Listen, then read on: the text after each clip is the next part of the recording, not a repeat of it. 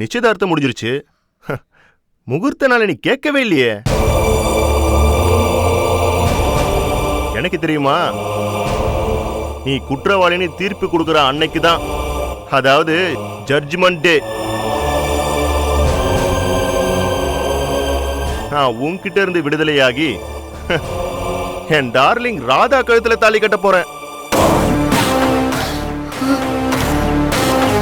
நீ அந்த கண்கொள்ளா காட்சியை பார்க்கணும்னா சொல்லு, நாங்க ஏற்பாடு பண்றோம். என்ன பூமிகா, நான் இவ்ளோ சொல்லி அமைதியா இருக்க? கோர்ட்ல என் சட்டைய பிடிச்சு அடிச்ச மாதிரி அடிப்பேன்னு நினைச்சேன். எதுவுமே சொல்லாம அமைதியா இருக்க. அப்போ நான் ராதாவை கல்யாணம் பண்றதுல உனக்கு சம்மதம் தானா?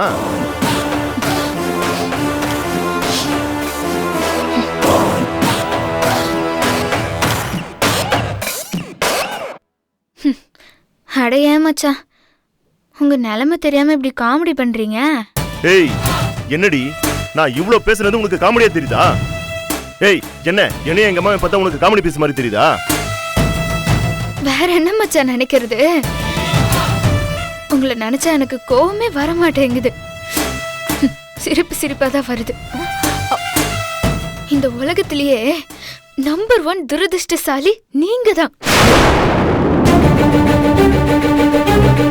அதே மாதிரி நம்பர் 1 அதிர்ஷ்டசாலி நான் தான். ஏன்னா எல்லா புருஷனும் தன் பொண்டாட்டிக்கு ஒரு தடவை தான் தாலி கட்டியிருப்பாங்க. ஆனா என் புருஷன் நீங்க எனக்கு இதோ 3 தடவை தாலி கட்டியிருக்கீங்க.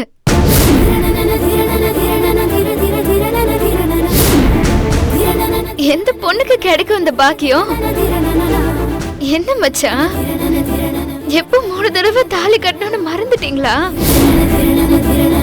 சொல்ற, முதல்ல மலைநாட்டுல எனக்கு தாலி கட்டினீங்க. 2வது தடவை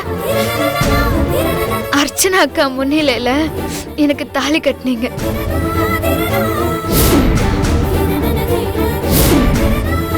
அப்புறம் 3வது தடவையா என்ன மைனான்னு நினைச்சு என் கழுத்துல தாலி கட்டினீங்களே, அதெல்லாம் மறந்துட்டீங்களா? மச்சான், கடவுள் சாட்சியா உங்ககிட்ட ஒரு விஷயம் சொல்றேன். இந்த ஜென்மத்துல நீங்க யார் கழுத்துல தாலி கட்டணும்னு நினைச்சாலும் அதே நேரத்துல அந்த தாலி ஏன் கழுத்துல தான் கட்ட வேண்டியது இருக்கும். என்ன அதிர்ச்சியா இருக்கா? நான் சொல்றதுல எந்த மாற்றமும் கிடையாது. என்ன தவிர உங்களால யார் கழுத்திலையும் தாலி கட்ட முடியாது.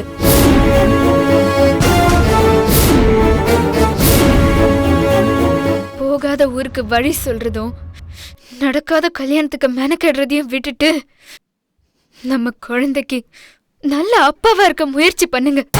ஏண்டி, எங்களை பார்த்து கல்யாணம் நடக்காதுன்னு நக்கல் பண்றியா? இதுக்காகவே நான் நடத்தி காட்டுறேன்டி, பாக்குறியா? போங்கத்த, நானும் பாக்கதானே போறேன்.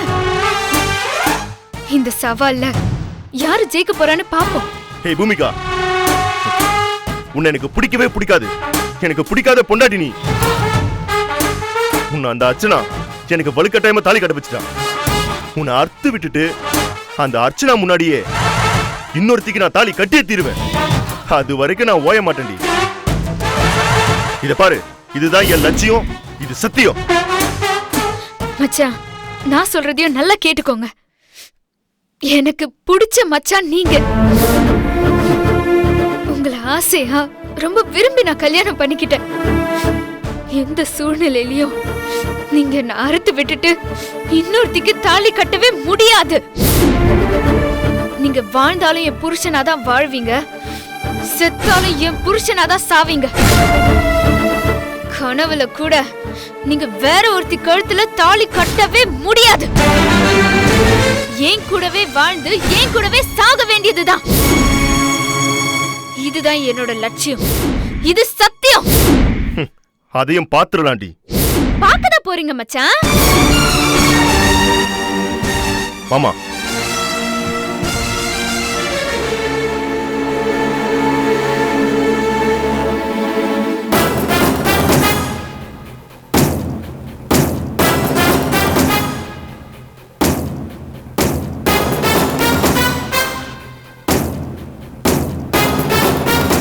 இப்போ அவன் இருக்கிற இடம் ஓஎம்ஆர்ல சிறுசேரிங்கிற இடம். ஆமாம் மேடம், அந்த இடத்த தான் லொக்கேட் பண்ணுது.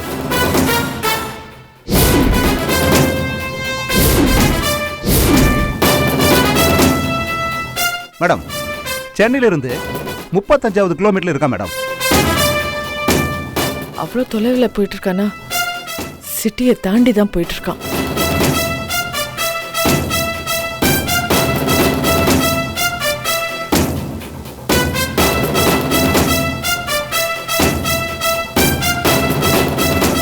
மேடம், சிக்னல் கட் ஆயிடுச்சு மேடம்.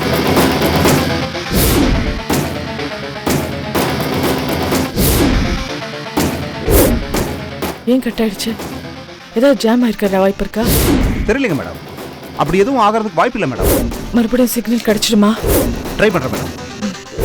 சீக்கிரம்.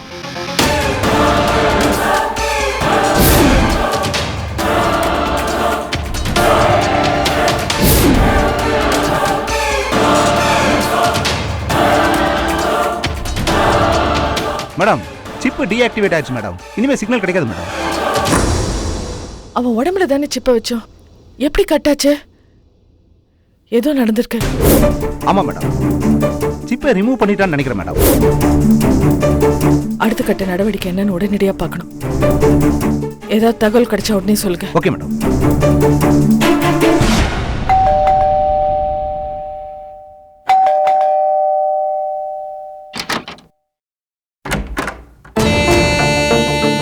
சுப்ரியா, வா உள்ள வா.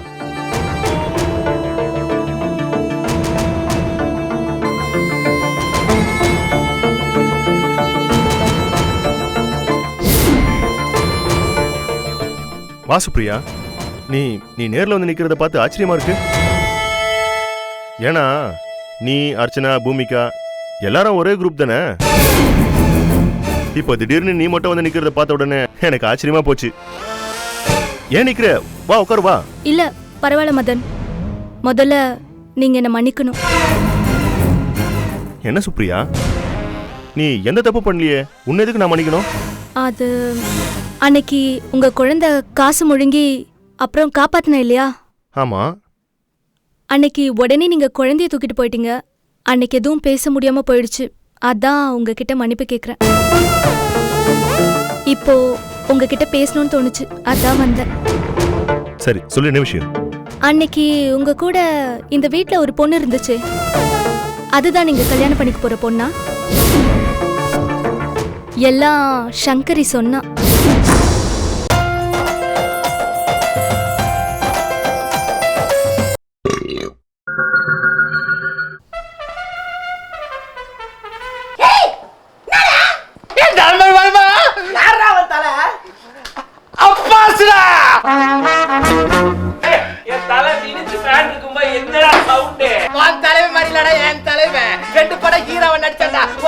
சீரியலுக்கு வந்தா 2 வாரத்துல தூக்குறாங்க. கக்கூஸ் வலம்புறத்துல அடிச்சு கம்பியா பண்ணிட்டவன்டா என் தலைவன், தெரியுமா உனக்கு?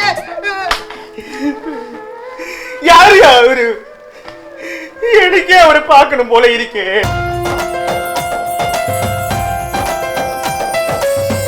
அன்னைக்கு அந்த பொண்ண நீங்க அறிமுகம் செஞ்சு வைக்கலையே.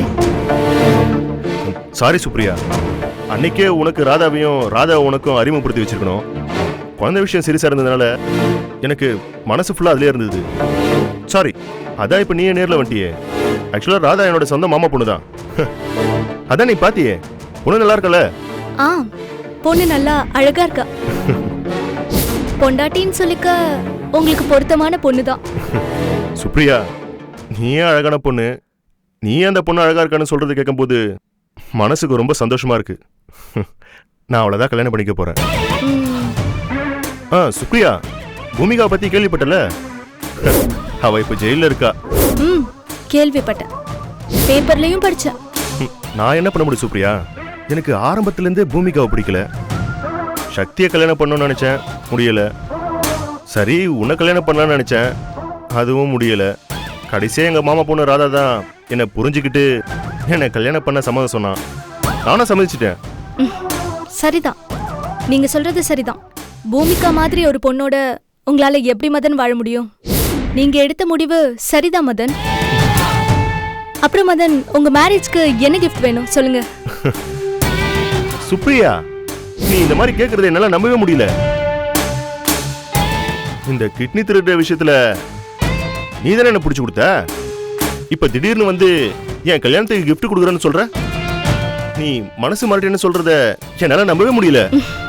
மதன், நீங்க நம்புற மாதிரி நான் ஒரு சூப்பரான கிஃப்ட் தரேன், சரியா?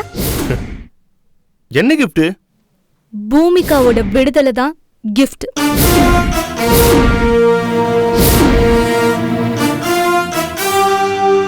ஆமா மதன். சுப்ரியா, நீ என்ன சொல்ற? பூமிகாக்கும் சூரிய பிரகாஷ்க்கும் நடந்த போராட்டத்துல யாரோ ஒருத்தன் சூரிய பிரகாஷ் முதுகுல கத்தியால குத்திட்டான்ல, அவன் யாருன்னு எனக்கு தெரியும். அவனை எப்ப வேணாலும் உங்க முன்னாடி கொண்டு வந்து நிப்பாட்ட முடியும். மதன், உன் கல்யாணத்தன்னைக்கு கண்டிப்பா அவனை கொண்டு வந்து நிறுத்துவேன். ஆமா மதன், நான் அவனை கரெக்டா கூட்டிட்டு வருவேன். என்ன சொல்ற நீ? எனக்கு குழப்பறியா? பூமிகா தான் கொலை செஞ்சான்னு கோர்ட்ல சொல்லிடுவாங்க. நீ என்ன புதுசா கதை விடுற? இங்க பாரு, நீ சொல்றது உண்மைனா அவன் எங்க இருக்கான், யாருன்னு சொல்லு. அவன் பேரு ஸ்ரீதர். ஆமா மதன், அவன் பேரு ஸ்ரீதர் தான். சூரிய பிரகாஷால பாலியல் பலாத்காரம் பண்ணப்பட்ட நர்ஸ் சாந்தி இருக்கால, அவளோட அண்ணன் தான் ஸ்ரீதர். இப்ப அந்த ஸ்ரீதரே சூரிய பிரகாஷ கொலை செஞ்சன்னு குற்றத்தை ஒத்துக்கிட்டு சரண்டர் ஆக போறாரு. ஆமா மதன், இது நடக்க போகுது. இதுக்கப்புறமும் உன் மாமா பொண்ணு ராதாவை உன்னால கல்யாணம் பண்ணிக்க முடியுமா? சொல்லு, என்ன முழிக்கிற? உன்னால கல்யாணம் பண்ணிக்க முடியுமா? வேணாம் மதன், கல்யாணத்தை நீயே நிறுத்த போறியா இல்ல பூமிகா வந்து நிப்பாட்டணுமா? இப்படி நீ ஒவ்வொரு வாட்டியும் கல்யாணத்துக்கு முயற்சி பண்ணும்போதெல்லாம் கடைசியில நீ அவமானப்பட்டதெல்லாம் பத்தாதா? நல்லா யோசிச்சுக்கோ மதன், இந்த ஜென்மத்துல இனிமே உனக்கு கல்யாண ராசியே கிடையாது. வரட்டுமா?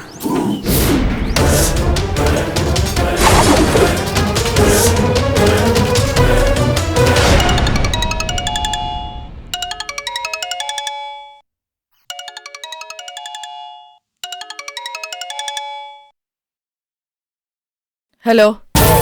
என்ன கலெக்டர் மேடம், நான் உன் சித்தி காஞ்சனா பேசுறேம்மா. இது பாருமா, நான் சிங்கப்பூர்ல இருந்து வந்தவ. எனக்கு உன்னை பத்தியும் தெரியும், கம்ப்யூட்டரை பத்தியும் தெரியும். நான் ஜெயில இருந்ததுனால கிரிமினல்ஸ பத்தியும் தெரியும். நான் அனுப்பின ஆளை எந்த வில்லங்கும் இல்லாம நீ திருப்பி அனுப்பும் போதே நான் சந்தேகப்பட்டேன். அது சரியாதான் போச்சு. நான் அனுப்பினவன் காலில் சிப்ப வச்சு அனுப்பினியே, அத நான் நோண்டி எடுத்துட்டேன். உனக்கு சிக்னல் கிடைச்சிருக்காதே, அதான் நானே உனக்கு தகவல் சொல்லலான்னு போன் பண்ணேன். என்ன தேடுறத விட்டுட்டு ஒழுங்கா நான் சொன்னதை செய்றியா? என்ன மிரட்டுறீங்களா? ஏ, நீ கலெக்டர் ஆச்சுமா, நான் உன்னை மிரட்ட முடியுமா? எனக்கு சேர வேண்டிய சொத்து மொத்தத்தையும் என் பேருக்கு எழுதி ரெஜிஸ்டர் பண்ணி தயாரா வை. நானே உனக்கு போன் பண்ணி கூப்பிடுறேன். வேற ஏதாவது கலெக்டர் புத்தியில யோசிச்ச என்கிட்ட இருக்கிற 2 உசுரும் போயிடும். எனக்கு அவன் மகனா இருந்தாலும் பரவாயில்ல, நான் கவலைப்பட மாட்டேன். ஏன்னா மகன் செத்தாலும் பரவாயில்ல, மருமக தாலிய கழட்டணும்னு நினைக்கிற வர்க்கத்தை சேர்ந்தவனா. அப்புறம் ரோஜா விதவி ஆயிடுவா. அவ உன்னை சும்மா விட மாட்டா. அருக்கானிக்கு ஏதாவது ஒண்ணு ஆச்சுன்னா தங்கம்மாவும் உன்னை சும்மா விட மாட்டாங்க. ஜாக்கிரதை. நான் உனக்கு 2 வாய்ப்பு தரேன். ஒண்ணு, நான் சொன்ன மாதிரி சொத்து பத்திரத்தை ரெடி பண்ணு, அப்படி நடக்கணும். இல்லனா 2 சவப்பெட்டியை ரெடி பண்ணு. Option is yours. எது நீயே முடிவு பண்ணிக்கும். நான் மறுபடியும் உன்னை கூப்பிடுறேன்.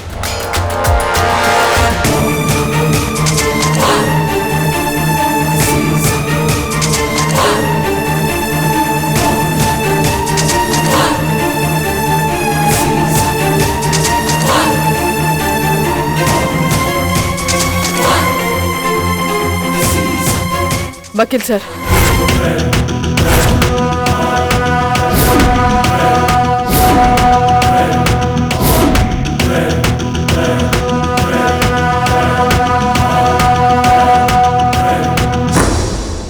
ஏண்டா என்னடா சொல்ற? அந்த கொலைகாரன் பேரு ஸ்ரீதரா? சுப்ரியா அப்படியே சொன்னா? ஆமாம்மா, அவ அப்படிதான் சொன்னான். டேய், இந்த பாயிண்ட வச்சுதான் அந்த சுப்ரியா வந்து உன்னை மிரட்டிட்டு போறாளா? அந்த கொலைகாரன் ஸ்ரீதர் சுப்ரியா கிட்ட மாட்டி இருக்கிறது உண்மைன்னா பூமிகா கண்டிப்பா வெளியில வந்துருவா. அம்மா, பூமிகா வெளியில வந்துடக்கூடாதுமா. அதுக்கு ஏதாவது யோசனை பண்ணி சொல்லு. அட்லீஸ்ட் நான் ராதாவை கல்யாணம் பண்ற வரைக்குமாவது அவ வெளியே வராம இருக்கணும். ஏண்டா, உண்மையிலேயே சூரிய பிரகாஷ கொலை பண்ணவ ஸ்ரீதருங்கிறது எப்படிடா நம்புறது? அந்த சுப்ரியாவை நம்பவே முடியாதுடா. இந்த கல்யாணத்தை நிறுத்துறதுக்காக அவ ஏதாவது தந்திரம் பண்ணிருப்பாடா. ஏன்னா போலீஸ்காரனே இந்த விஷயத்துல திணறும் போது இவ ரொம்ப சர்வ சாதாரணமா சொல்றலேடா. இல்லம்மா, கூட்டி கழிச்சு பார்த்தா இவ சொல்றதும் சரியாதமா இருக்கு. ஸ்ரீதர் சூரிய பிரகாச கொல்றதுக்கு முகாந்திரம் இருக்குமா? அவனும் என்கிட்ட சொல்லியிருக்காமா. சூரிய பிரகாஷால பாதிக்கப்பட்ட அந்த சாந்திக்கு ஒரு அண்ணன் இருக்கானோ, அவன் சூரிய பிரகாஷ பழிவாங்க நினைக்கிறானோ, அவன் என்கிட்ட சொல்லியிருக்காமா. இதெல்லாம் வச்சு பார்க்கும்போது இவ சொல்றது பொருத்தமதமா இருக்கு. டேய், நீ சொல்ற மாதிரியாவே இருக்கட்டும்டா. ஆனா எப்படி இவங்க கையில அவன் சிக்கனா? போலீஸ் கண்ணிலேயே மாட்டாதவன் இவ கையில எப்படிடா மாட்டினா? அந்த ஸ்ரீதர் யாரா இருக்கும்? முதல்ல அவனை கண்டுபிடிச்சு நாம தூக்கணும்டா. அதுக்கு முதல்ல இந்த சுப்ரியாவை நம்ம கண்காணிக்கணுமா? மேடம், நீங்க சொன்ன மாதிரி டாக்குமெண்ட்ஸ் எல்லாம் ரெடி பண்ணிட்டேன் மேடம். ரொம்ப தேங்க்ஸ்.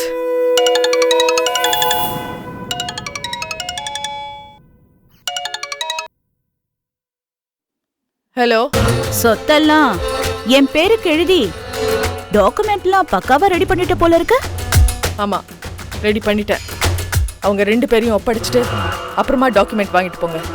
ஆ, நான் வரமாட்டேம்மா. டாக்குமெண்ட் தான் என்ன தேடி வரணும். சரி, எங்க கொண்டு வரணும்னு சொல்லுங்க, நானே கொண்டு வரேன். என்னடா கேனச்சு நடிச்சியா? நீ மகா புத்திசாலின்னு எனக்கு தெரியுமா? நீ டாக்குமெண்ட்ட பொண்ணு ரங்கத்துக்கிட்ட கொடுத்து அனுப்பு. அப்பதான் உன் தாலி என் கையில சிக்கும். இல்ல, நான் அவரை அனுப்ப மாட்டேன், நானே வரேன். ஏன், உன் புருஷன் அனுப்ப பயமா இருக்கா? அனுப்புனா அவன் உயிருக்கு ஆபத்து வந்துருமோன்னு யோசிக்கிறியா? வரும், கண்டிப்பா வரும்.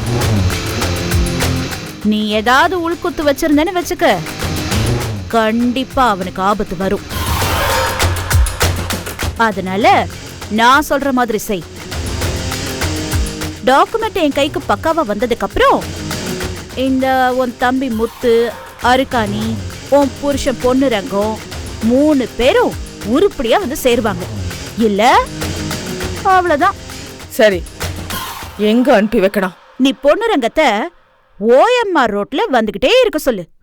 எங்க வாங்கிக்கிறது, எப்படி வாங்கிக்கிறதுன்னு நான் பிளான் பண்ணிக்கிறேன். சரியா?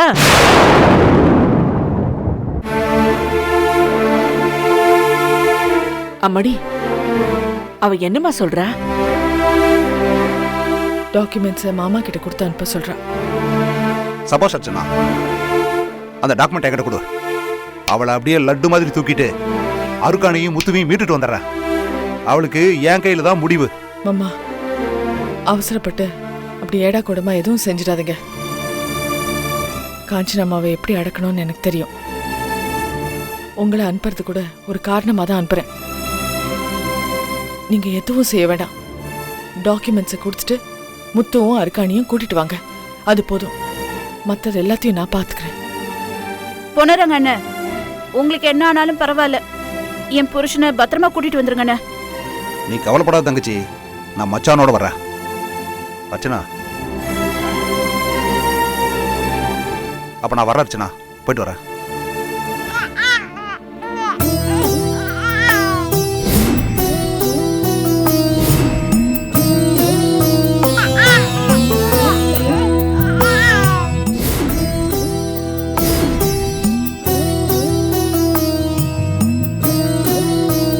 மாமா, நீங்க போயிட்டு வாங்க. பொண்ணு கொஞ்சம் இருடா. ஏன் அர்ச்சனா, பொண்ணு ரங்கம் போய்தான் ஆகணுமாம்மா? என்னம்மா நீ அவங்கள மீட்கிறதுக்கு கடைசியில பொண்ணு ரங்கத்தை பணைய வைக்கிறியம்மா? இவனுக்கு ஏதாவது ஆயிட போகுதுமா? அத்த, உங்களுக்கு உங்க பிள்ளை மேல இருக்கிற அக்கறை எனக்கும் என் புருஷன் மேல இருக்கு. இந்த தாலி அவர் கட்டினது. இதுக்கு ஒரு ஆபத்துனா நான் வேடிக்கை பார்த்துட்டு உட்காந்துட்டு இருப்பேனா? என் உயிரை கொடுத்தாவது என் புருஷன் உயிரை நான் காப்பாத்துவேன். மாமா, நீங்க போயிட்டு வாங்க.